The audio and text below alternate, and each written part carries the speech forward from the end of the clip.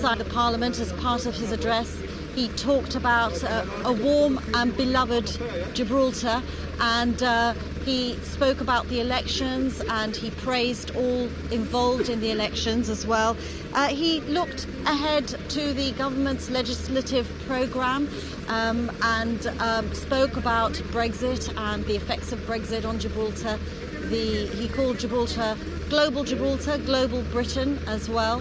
So a very warm speech from the governor, his first and his last ceremonial opening of Parliament. So he's going to be leaving the building very, very shortly. You can see the guards of honour lined up behind me.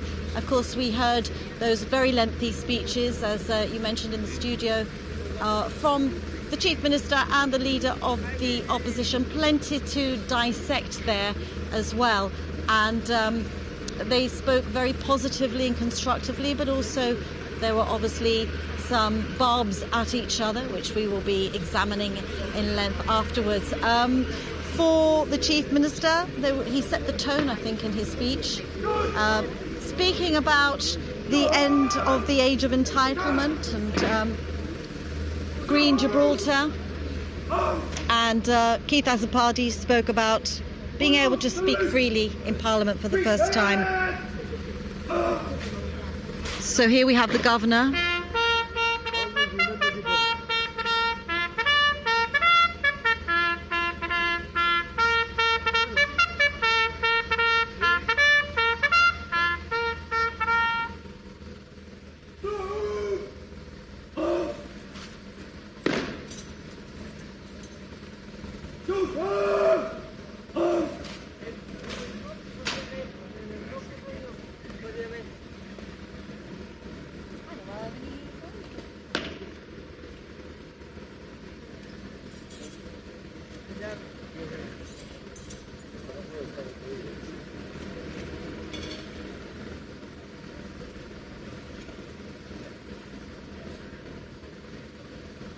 Exchanging a few words with the commanding officer, and he inspects the guard of honour before he leaves the building. So we have the new Speaker, Melvyn Farrell, and the Clerk of Parliament.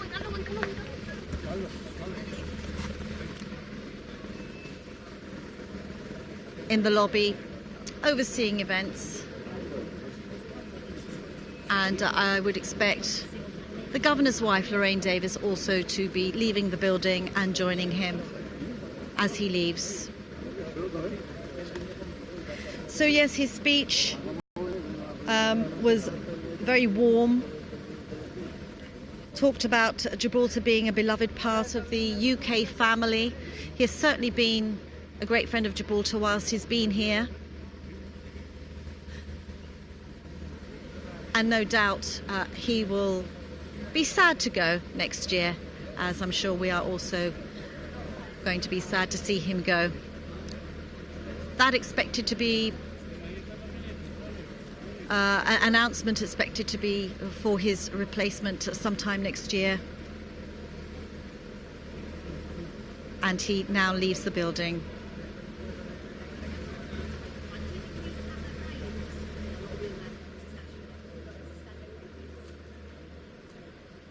Thank you very much, Ros Astengo, who's teamed up with our cameraman, Donovan Torres, as well as our director, Paula Ladin, and ably assisted by Daniel Bugeja at the Gibraltar Parliament. It's been a big team effort bringing you live coverage of the ceremonial opening of the Gibraltar Parliament from all of us here at Broadcasting House. The GBC News editor, Jonathan Sacramento, I don't know if you want to give us any more concluding thoughts.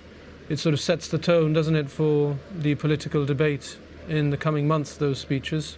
Yes, indeed. I think there was. It's important to note that, as was clearly identified on the leaders' debate on the night before the election, they all agreed that they are, in fact, outside the political scenario, all friends. And in fact, in particular, Fabian Picardo and Keith Azzopardi started their political careers out together. I think Mr. Azzopardi mentioned that himself in one of his speeches. And I think they've both They've both said today that they want to raise the tone of political discourse, and in fact the speaker himself, Melvin Farrell, has said that in his speech when he was sworn in, that he wanted to ensure that the maturity of Parliament is raised up a notch.